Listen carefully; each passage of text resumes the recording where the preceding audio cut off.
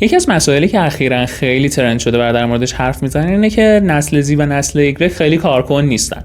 میان سر کار، بعد این مدت خسته میشن، از کار میرن بیرون. مشکل از نسل زی و ایگرگ یا از مدیریت قدیمی؟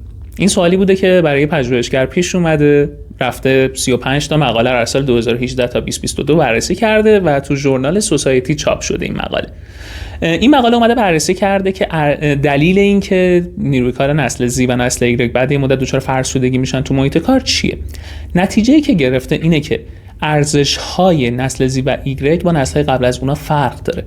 اینا تو محیط کار دنبال فرصت رشد میگردن، دنبال این میگردن که بتونن ارزش آفرینی بکنن و این که بتونن تعادل بین کار و زندگیشون رو حفظ بکنن.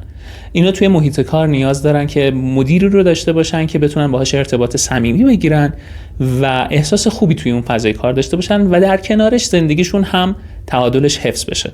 نتیجه این پژوهش چیزی که نشون میده و توش ابراز کرده اینه که نسل زی و نسل ایگرگ نسل تن‌پروری نیست، صرفاً ارزش‌هاش با نسل‌های قبل از خودش فرق داره و اگر این رو درک بکنیم میتونیم همکاری خیلی خوبی با نسل زد و ایگرگ داشته باشیم. اینه که همش قهر نزنیم، ببینیم که نیازهاشون چیه و ارزشی که میخوان رو توی فضای کار براشون ایجاد بکنیم.